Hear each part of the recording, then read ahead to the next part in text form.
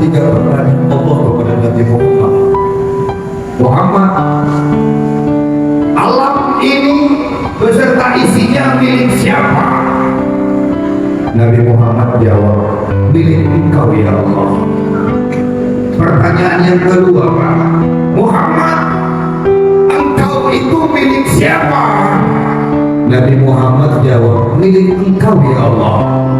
Pertanyaan yang ketiga, Muhammad, aku ini milik siapa? Nabi Muhammad gak bisa jawab, padahal pertanyaannya gampang. Bu, Nabi Muhammad tertunduk, gak bisa jawab. Lantas Muhammad, dengarkan kepalamu, Allah sendiri yang menjawab. Bapak Ibu, Muhammad, aku ini adalah milik orang-orang yang mencintaimu, orang-orang yang rajin berselawat kepadamu. Artinya Bapak Ibu, dari cerita ini kita tidak bisa sampai kepada Allah kalau kita tidak bertemu Nabi Muhammad sallallahu alaihi wasallam. Astaghfirullah Rabbal baraya, astaghfirullah minal khataya, astaghfirullah Rabbal baraya, astaghfirullah minal khataya, astaghfirullah Rabbal baraya, astaghfirullah minal khataya, astaghfirullah Rabbal baraya.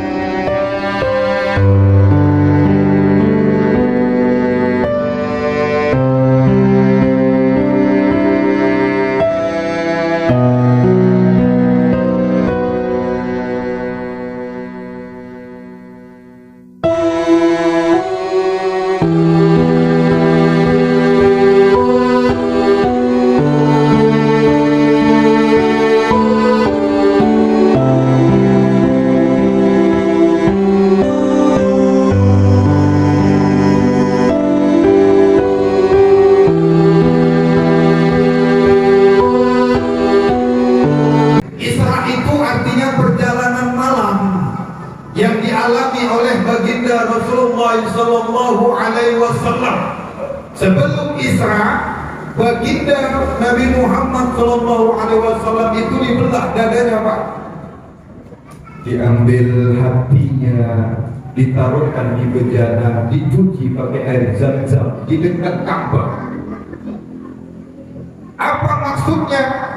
Apakah hati Nabi Muhammad sallallahu alaihi wasallam itu kotor? Tidak.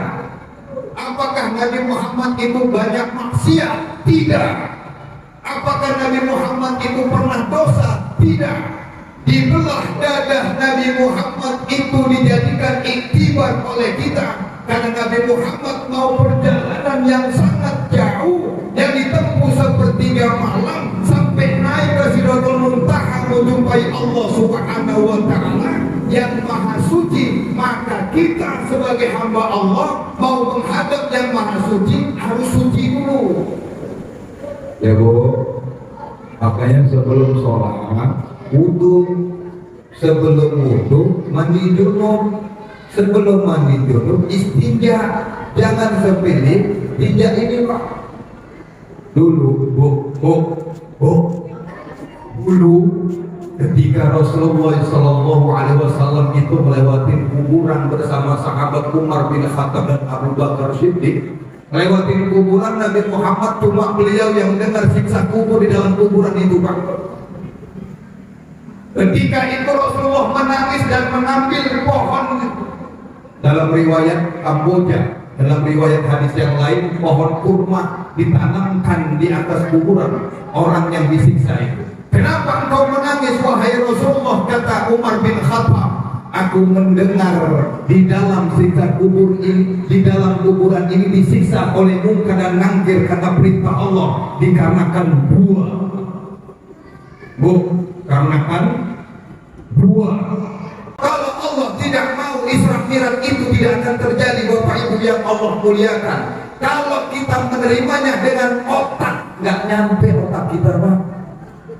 Isra Mi'raj itu yang dialami Rasulullah yang jauh perjalanannya, sepertiga malam nyampe di bumi, sebelum subuh sudah sampai lagi Rasulullah duduk di dekat Ka'bah.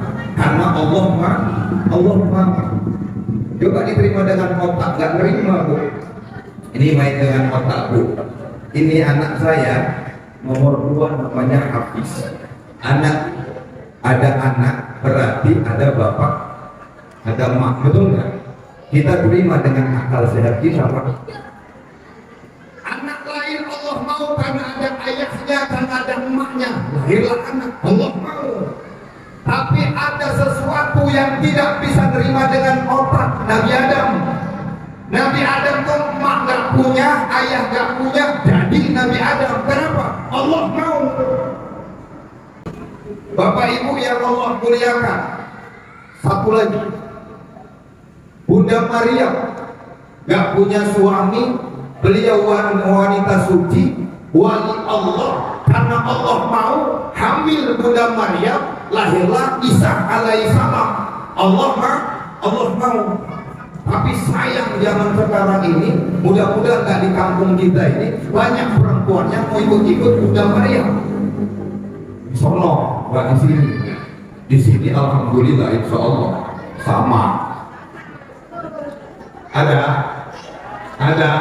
Allah mau Bunda Maria wanita suci, karena Allah mau lahirlah Nabi Isa.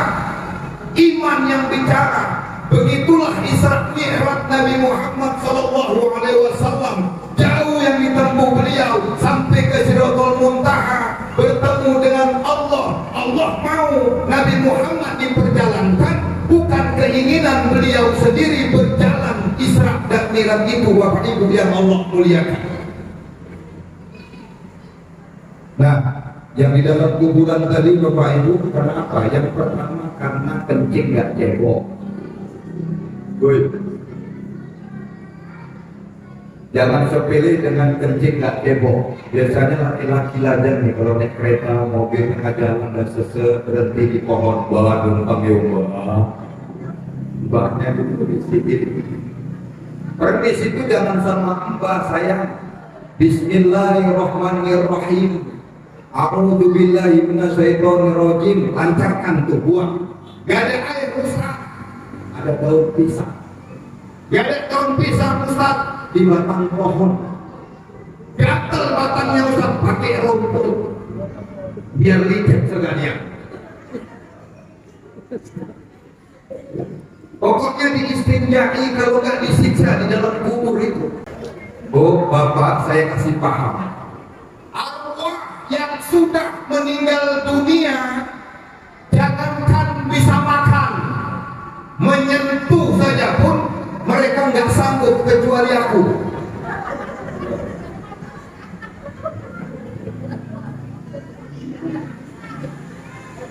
Arwah yang sudah meninggal dunia tidak akan bisa masuk kepada jasad manusia yang masih hidup. Suatu saat Bapak Ibu nanti tahu ada yang kerasukan, dia ngaku aku bapakmu, aku nenekmu, aku kakekmu. Bohong, itu kerja anjing. Bapak Ibu, di sebelah kiri ibu itu ada jin, namanya Korin.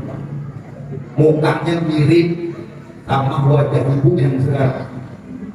Jangankan kita Bapak Ibu, Nabi Muhammad pun ada korinnya. Di sebelah kiri mirip. Bedanya korin Nabi Muhammad SAW itu sudah diislamkan dan hanya mengajak kepada kebaikan. Sedangkan korin kita semua kufur. Makanya disitulah ujian buat kita. Ini bisik-bisik yang buruk. Ngapain nang masjid? Itu apa nang masjid? Kata sebelah kiri, Bu. yang sebelah kanan malaikat ini datang anda dapat pahala. Ustaz gelarang kok. Misalnya sebelah kanan misalnya bisikin gitu. Misal. Disitulah perang batin. Disitulah perang batin kita yang bicara iman. Kalau iman kita kuat, insya Allah kita tempuh untuk datang kepada pengajian. Ini walaupun yang datang cuma bisa dihitung pakai jari kanan, jari kaki ini segini bisa dihitung. Sebenarnya hakikatnya banyak bu, 10.000. Kenapa? Malaikat itu turun selalu 24 jam dari pagi sampai malam mencari umat Nabi Muhammad yang membuka majelis taklim dan majelis zikir. Disitulah malaikat ikut serta, cuma kita yang tidak tahu. Yang kedua, kenapa yang di dalam kuburan itu disiksa oleh Allah? Karena penyakit namimah. Selama hidupnya kata Rasulullah, orang yang di dalam kubur ini disiksa karena suka mengadu domba. Adu domba, mengadu domba, kata pengaji Umar. Kalau itu kita amalkan, maka Allah nanti ketika kita mati di dalam kuburan, Allah siksa kita dengan dahsyat. Maka disitulah Nabi Muhammad mengatakan, andai saja kalian itu tahu apa yang aku dengar dan apa yang aku lihat, kalian tidak mungkin mau menguburkan saudara kalian. Kenapa? Saking dahsyatnya siksa kubur itu. Bapak Ibu yang Allah muliakan, berjalan Isra Mi'raj Masjidil Haram ke Masjidil Aqsa. Masjidil Aqsa itu Bapak Ibu kiblat kita dulu Pak. Makanya di bulan Sya'ban ini peristiwa penting pemindahan kiblat kita dari Masjidil Aqsa. Selama 16 kiblat kita itu arah ke sana dipindahkan. Makanya sampai sekarang kiblat kita itu ke Masjidil Haram. Bulan Sya'ban itu salah satunya peristiwa pentingnya itu pemindahan Ka'bah, pemindahan kiblat. Kemudian adalah turunnya dalil perintah sholawat. Itu di bulan Sya'ban. Inna Allah wa malaikatahu yusalluna 'alan nabi ya ayyuhalladzina amanu sallu 'alaihi wa sallimu taslima. Sesungguhnya Allah dan malaikatnya berselawat kepada Nabi Muhammad SAW. Kenapa Allah berselawat? Memuliakan kekasih beliau. Kenapa malaikat berselawat? Mendoakan Nabi Muhammad. Kenapa Allah merintahkan kita berselawat? Karena kita cinta kepada Rasulullah SAW. Cinta ibu kepada Rasul. Cinta. Sallallahu ala Muhammad. Sallallahu alaihi wasallam. Sallallahu alaihi Muhammad.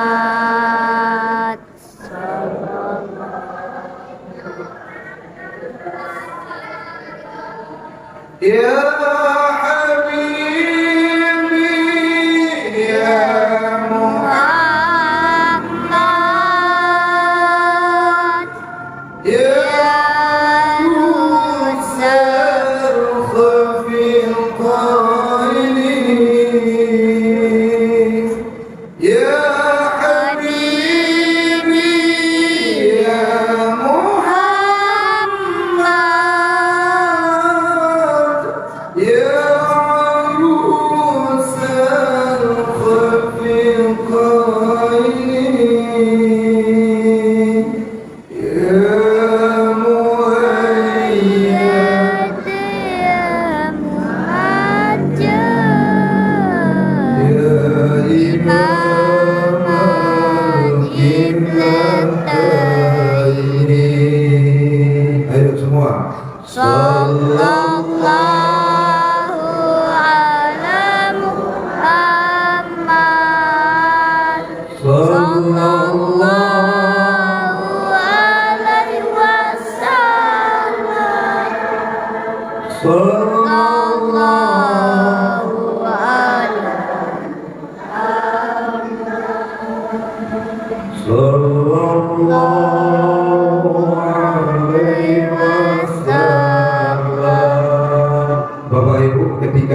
Muhammad itu di Masjidil Aqsa dari umur seluruh Nabi. Malaikat masuk masjid, sebelum masuk masjid beliau bertemu dengan Nabi Adam. Jibril, siapa yang bersamamu? Muhammad. Apa kata Adam? Oh, jadi ini orangnya yang namanya Muhammad, yang karena namanya dulu aku bisa menikahi Siti Hawa, yang karena namanya dulu aku diselamatkan, diampuni Allah ketika aku dilarang makan buah kuning di surga, aku diperintahkan untuk sujud, dan aku ketika itu mendengar ke atas sampai melihat Sidratul Muntaha di aras Allah, aku melihat kalimat la ilaha illallah Muhammad Rasulullah. Jadi ini orangnya, kata Nabi Adam. Ketemu lagi dengan Nabi Musa. Hei Jibril, siapa yang bersamamu? Muhammad. Jadi ini yang nama Muhammad? Iya. Yang karena namanya dulu aku diselamatkan dari tukang-tukang sihir Fir'aun, yang karena namanya dulu aku bisa membelah lautan sehingga aku selamat dari kejaran Fir'aun dan pengikutnya, terbelah lautan itu dan kami bisa lari. Jadi ini orangnya. Makanya Bapak Ibu, dalam riwayat para nabi seluruhnya bisa masuk surga kalau sudah ketemu dengan wajahnya Nabi Muhammad SAW. Nabi.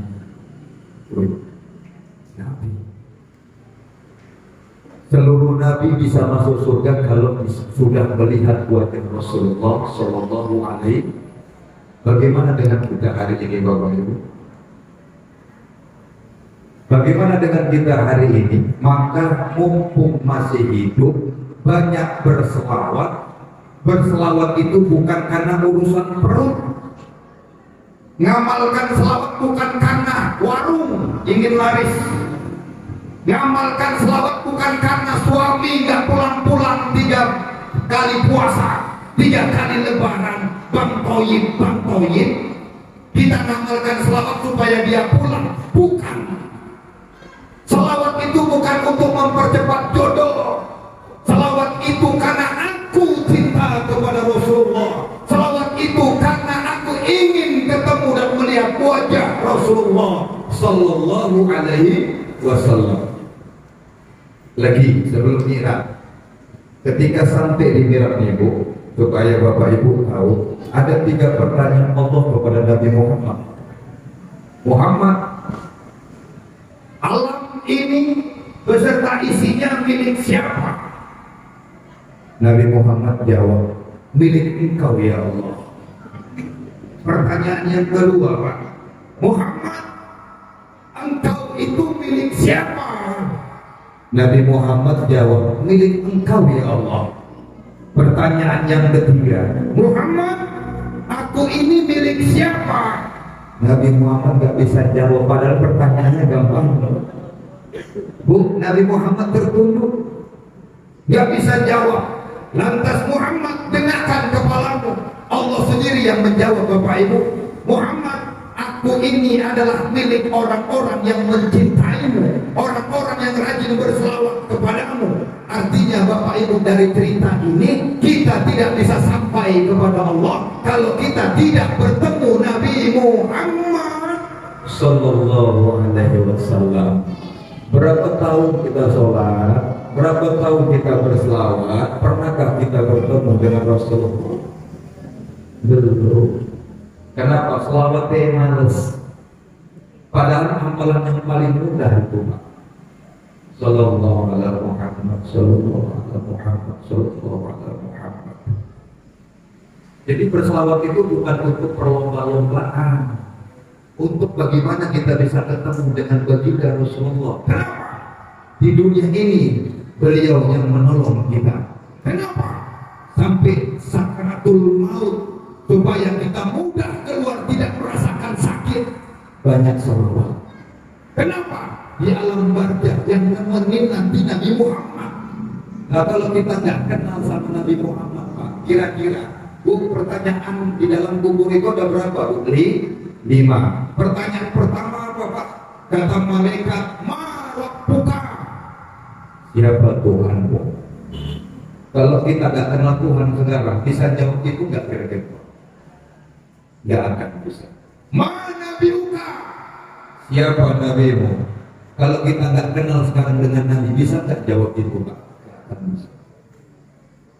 Hati-hati, ini topik renungkan. Kenali mumpung masih hidup. Kalau kita sudah kenal Tuhan, sholat pun enak. Kalau kita udah kenal Nabi, selawat pun enak, zikir pun enak. Jadi zikirnya nggak main-main. Kayak di kampung kami itu, kalau wirid kan, sini ada wirid kan, ini pakaian wirid ini. Bahwa itu ibu-ibunya itu bimoli. Ibu tahu bimoli? Bibir monyong 5 inci. Tahu bibir monyong 5 inci? Jadi kalau dia wirid itu kacahan. Monyong 5 inci, tebel kurang tebel. Dia pula yang bawa itu selalu kalau wirid. Kalau wirid dia pula yang bawa. Kalau bawa bikin aku sakit hati.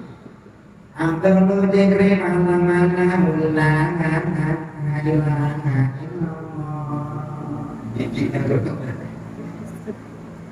itu di kampung kami, Solo di sini sama itu. Sama Bu. Lagunya unyin-unyin agak pernah berubah dari dulu. Unyin. La ilaha illallah ayo bagi. La ilaha illallah ayo maju. Karena semua orang Jawa majunya itu potongan, ayo maju. Mulailah dia tuh bikin orang ngantuk kalau zikir. La ilaha illallah, la ilaha illallah, la ilaha illallah. Nyil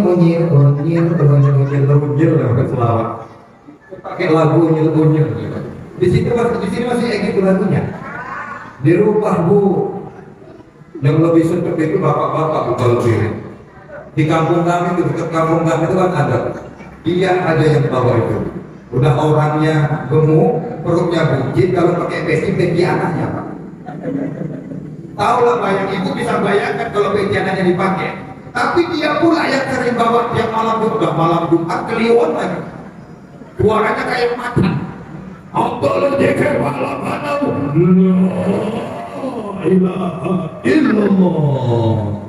Yang bawa pun sangatnya bukan lain. Ayo mati. Bikin kalau merinding. Kaget ibu kaget. Beginilah kalau ceramah kalau lagi lapar begini. Butuh-butuh bukan nawari makan kan dia. Ada makan. Udah makan belum? La ilaha illallah ayo madun. Kalau zikir mulai kayak anak-anak muda kereta cross itu balap-balap pakai gigi pertama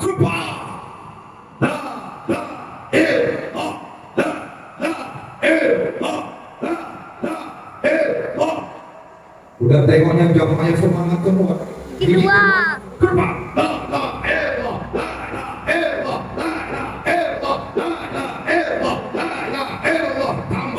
lagi tiga kepak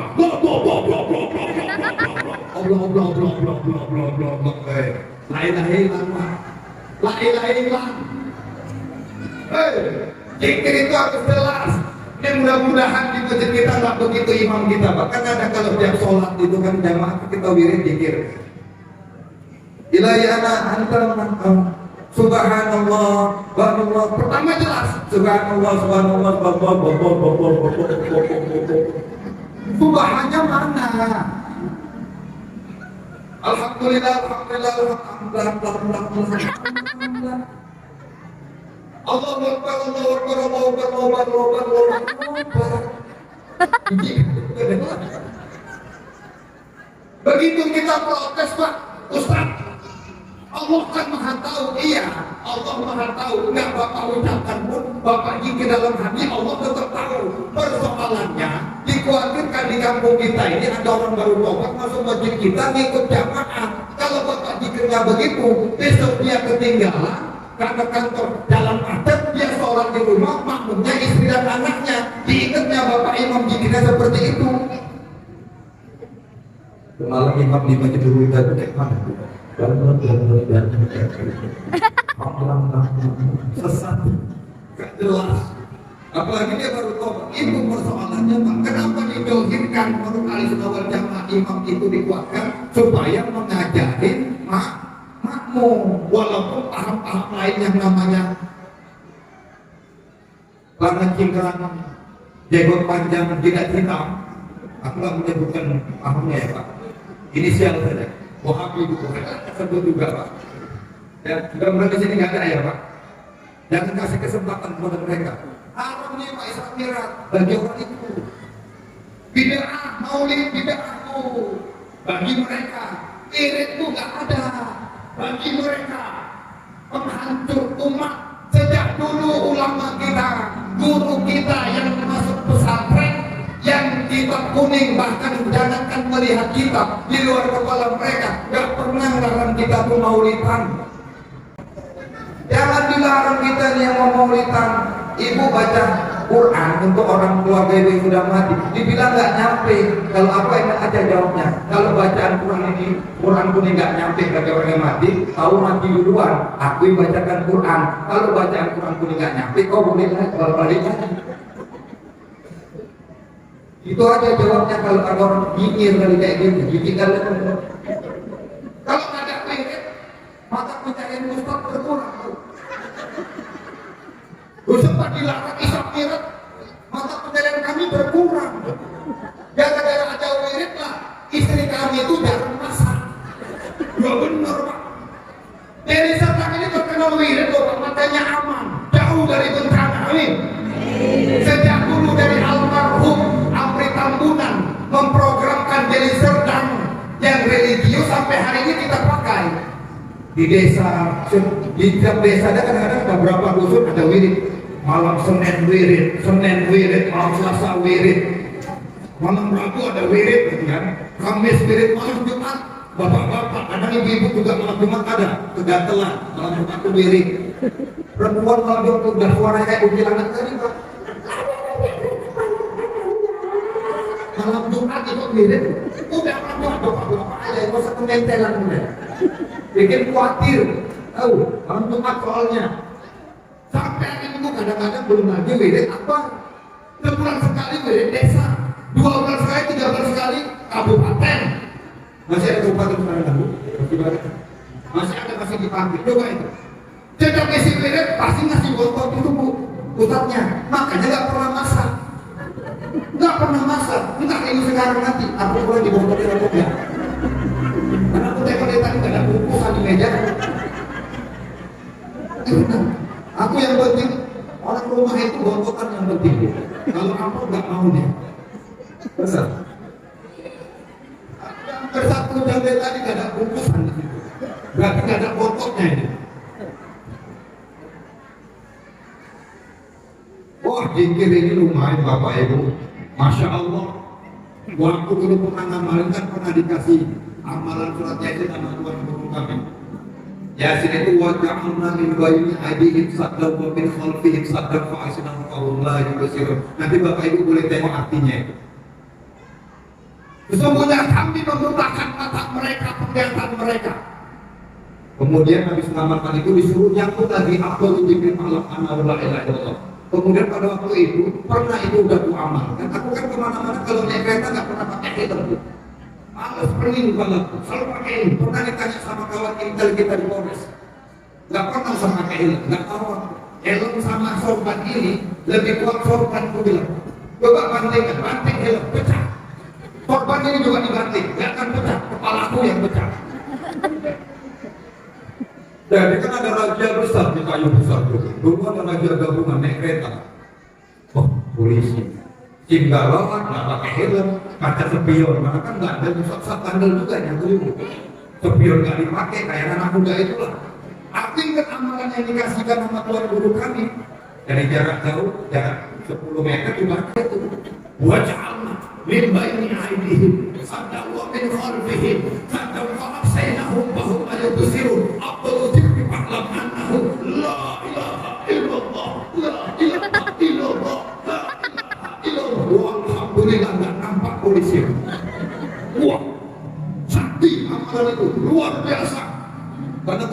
begitu aku lewat depan polisi itu ada mobil box di sampingku. Jadi nggak nampak polisi. Wah, ibu nggak percaya malah pikir itu. Besok ibu mau ke Padang ini, mau ke Kayu Besar sana, nggak ada yang nganter naik angkot, nggak bayar itu.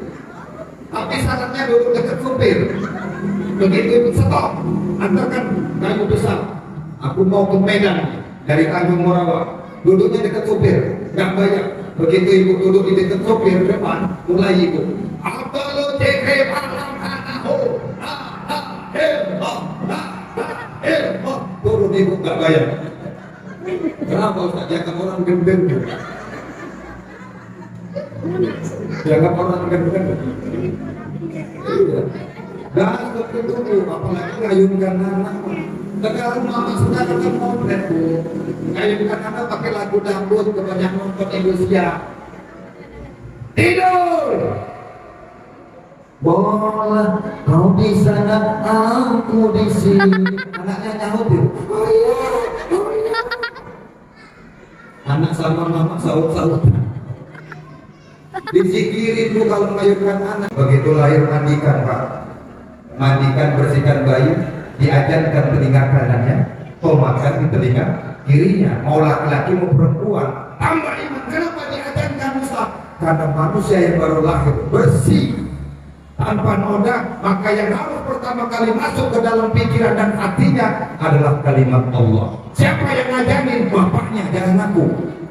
Aku gak ikut-ikut buat bapaknya. Tapi ngajarkan anak itu jangan kuat-kuat. Bilang sama laki kelek. Ini mentang-mentang baru diangkat muadzin di masjid dulu, udah kemaru. Ada muadzin yang kemaru, lahir anaknya, mana anaknya ini? Itu penting. Allahu Akbar.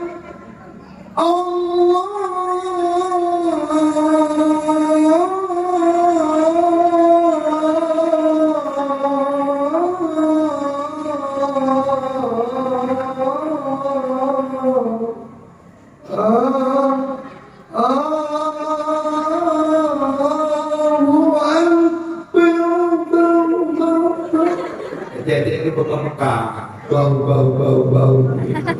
Kalau di Nabawi kan kayak gitu pak. Cantik nggak? Kalau ajar bapaknya kayak gitu, cantik indah. Tapi insya Allah besok anak ibu tungkian. Ajarkan anak bayi buat teman-teman. Allah, hamba iman. Kasih nama yang baik. Jangan kayak di kampung dulu. Teman-teman keluarganya Jawa masuk kampret pula di kamarnya. Wis payah-payah mah kampret aja sebenarnya. Udah besar jadi kiai, jadi ustaz, ngisi ceramah di masjid kita di protokol ngumumin. Dibalas saatnya acara yang kita tunggu-tunggu yang disampaikan oleh ustaz kampret. Kan nggak enak dengarnya, kasihan.